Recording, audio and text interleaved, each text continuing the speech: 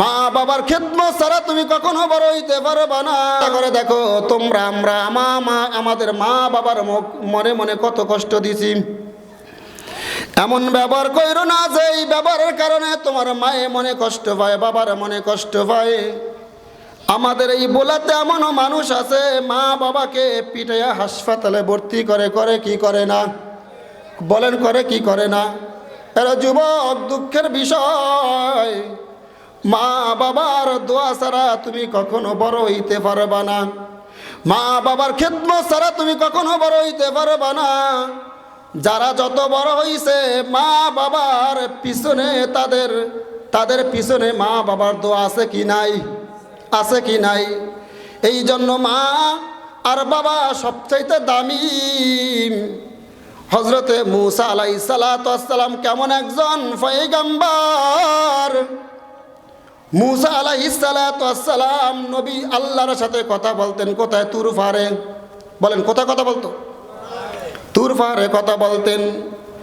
তুর পাহাড়ে যাইতেন, কথা বলতেছেন, হঠাৎ করে একবার জিজ্ঞাসা করতেছে, ওগো আল্লাহ, আমার সাথে জান্নাতের মধ্যে কে থাকবে?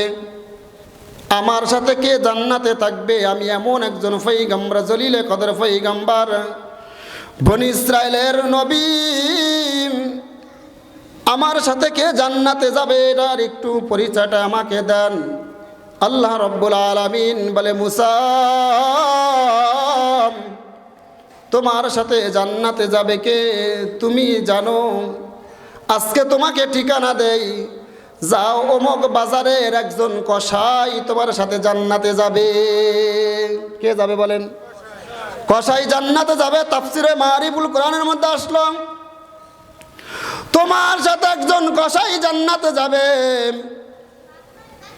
মূসা আলাইহিস সালাম এবার চিন্তা করে, আমি এমন একজন পয়গম্বর, আমার সাথে বলে একজন কসাই জান্নাতে যাবে, কথাটা কেমন খারাপ লাগে কি লাগে না? একটু সামনে আসেন, একটু সামনে জিকির করেন, লা ইলাহা লা ইলাহা লা ইলাহা লা ইলাহা ইল্লাল্লাহ। আসিয়া বলেন এক আল্লাহ, ফিরআউন বলে বড় জ্বালা।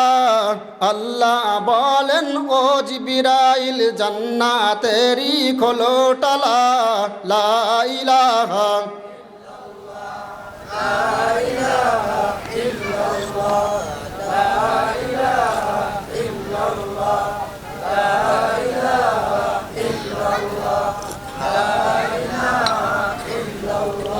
লা ইলাহা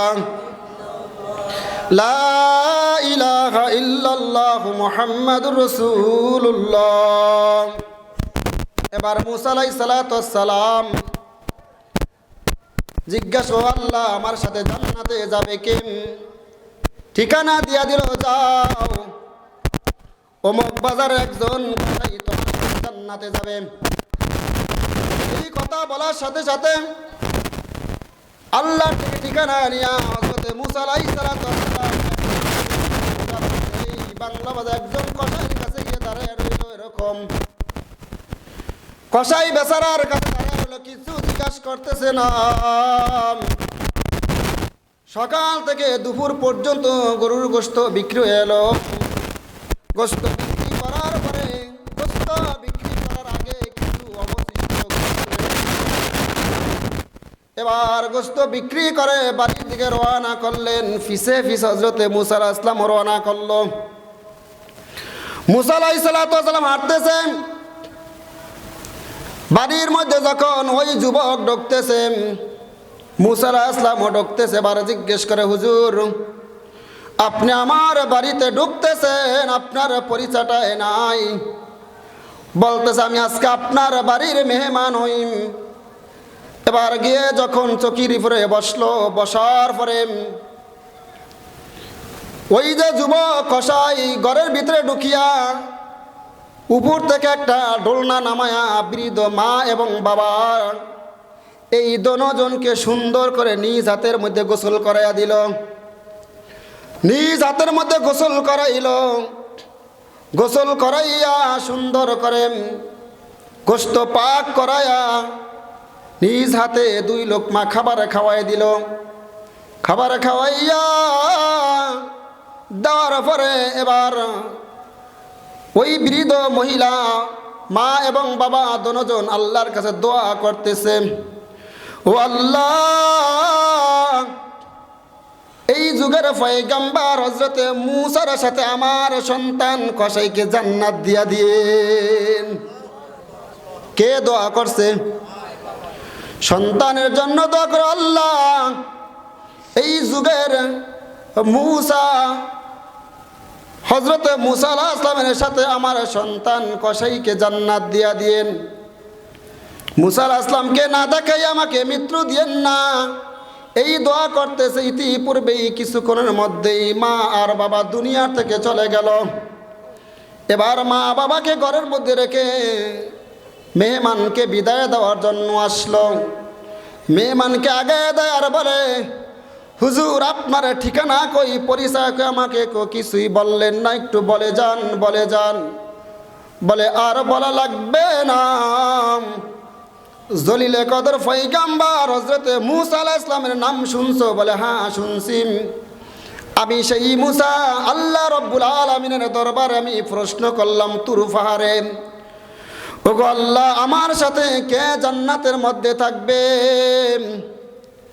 আল্লাহ তোমার ঠিকানা দিল, তুমি কোন আমলের বিনিময়ে আমার সাথে জান্নাতে যাইবা? আমি দেখলাম আল্লাহ যা বলল সব সত্য, তোমার মায়ের খেদমতের উসিলায় তুমি আমার সাথে জান্নাতে যাইবা।